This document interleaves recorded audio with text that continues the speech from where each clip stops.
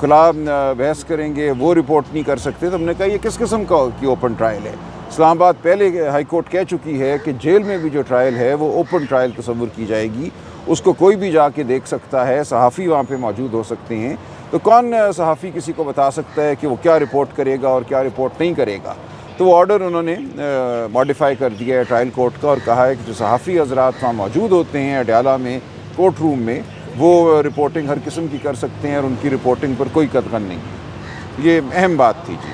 اور خان صاحب اس بارے میں کافی ان کو یہ تھا کہ یہ رپورٹنگ کے اوپر پابندی کیوں لگی ہے. جو کچھ ہو رہا ہے ٹرائل میں وہ عوام کے سامنے, قوم کے سامنے ہونا چاہیے کہ اس کمرہ عدالت میں جو جیل میں قائم کیا گیا ہے وہاں ہو کیا رہا ہے. تو اب آپ سب آزاد ہیں, وہاں جو بھی جائے گا وہ اپنی ثوابدید کے مطابق رپورٹنگ کرے. جو کچھ بھی وہاں ہو رہا ہے, گفتگو جو ہو رہی ہے, ہر چیز بیان کی جا سکتی ہے. سر جی بتائیے گا, خبریں گردش کر رہی ہیں کہ پھر ایک دفعہ جو ہے 1 ہفتے کی پابندی لگائی جا رہی ہے عمران خان سے ملاقات کر, کیا کہیں گے آپ؟ مجھے اس بارے میں نہیں علم. یہ کرتے رہتے ہیں جی, کوئی نئی بات نہیں ہے, لیکن قانون اور آئین اس کی اجازت نہیں دیتا.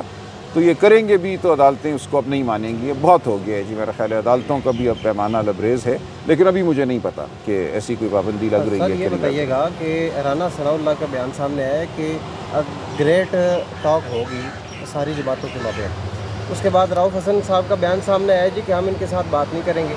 اس کے بعد علی محمد خان صاحب کا بیان یہ آیا جی کہ رؤف حسن کا یہ ذاتی بیان ہے. تو میرا سوال دیکھیں یہ ان چیزوں پہ کہ کس کے بیان کو پارٹی کا بیان سمجھا جائے. دیکھیں یہ کوئی بات یہاں حتمی نہیں ہوتی. اس وقت تک عمران خان صاحب کا بالکل یہ فیصلہ ہے کہ وہ پارٹیاں جو 8 فروری کی دھاندلی کی مستفید ہیں ان سے ہم بات نہیں کریں گے. اگر بات الیکشن میں جو دھاندلی ہوئی ہے اس حوالے سے نہیں ہونی. اگر تو بات کرنی ہے الیکشن کے حوالے سے اور الیکشن میں دھاندلی کے حوالے سے تو پھر بات ہو سکتی ہے. لیکن وہ پارٹیاں جو اس کی مستفید ہیں اور اس طرف دیکھنا بھی نہیں چاہتی, جو مال غنیمت ان کو مل گیا سیٹوں کی صورت میں, اس پہ براجمان ہے, تو ان سے ہم کیا بات کریں؟ محسن کی بات تو نہیں کر سکتے. باقی پورا پاکستان اس وقت متفق ہے کہ 8 اور 9 فروری کی رات ایک بہت بڑا سانحہ ہوا, الیکشن پر حملہ ہوا, عوام کے مینڈیٹ کو لوٹا گیا. باقی ہم ہر ایک سے بات کریں گے جو اس موضوع پہ ہمارے ساتھ بات کرنے کو تیار ہے اور اس موضوع کو سیاسی سطح پہ اٹھانے کے لیے تیار ہے. سر ڈی جی آئی اس پیار کہہ رہے ہیں کہ یہ کوئی دھاندلی نہیں ہوئی, یہ لوگ انتشار پھیلا رہے ہیں, نہیں, اور اگر ان کے پاس ثبوت ہے تو یہ لے کر آئے. دیکھیں وہ ان کی جو پریس کانفرنس تھی اس پہ بہت کامنٹ ہو چکا ہے.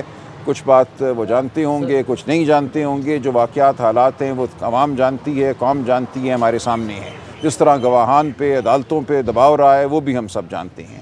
اس لیے اگر آپ سمجھتے ہیں کوئی دھاندلی نہیں ہوئی تو بیان کر دیجئے. پورا پاکستان اس دھاندلی کا گواہ ہے. ہم سب جانتے ہیں کہ اس دن کیا ہوا. سر یہ بتائے گا 190 ملین پاؤنڈ جو کیس ہے اس کی قانونی حیثیت اب کیا رہے؟ دیکھیں آج تو کچھ بھی نہیں رہ گئی. آج بالکل وضاحت سے بات سامنے آ گئی, لیکن میں کرنا نہیں چاہتا زیادہ گفتگو کیونکہ ابھی یہ معاملہ چل رہا ہے.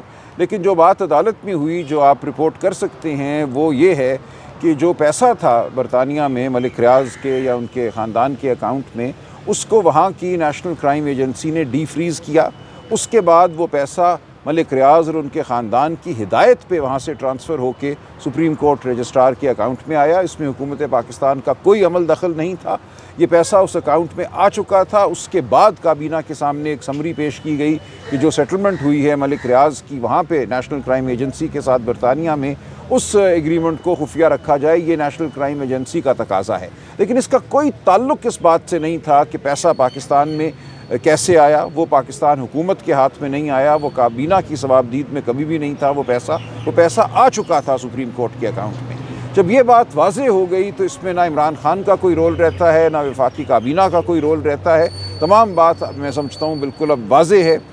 جو ریکارڈ ہوئی ہے ایویڈنس, اس میں کوئی اب ابہام نہیں, کوئی شبہ نہیں ہے کہ اس میں کابینہ کا کوئی رول نہیں تھا. سر جی بتائیے گا, آپ نے کہا ہے کہ یہ جو 3 جماعتیں جن نے مینڈیٹ چوری کی ہے, مسلم لیگ نون, پیپلز پارٹی اور ایم کیو ایم, ان سے آپ کی کوئی بات نہیں ہوگی. حکومت میں یہی 3 جماعتیں ہی ہیں.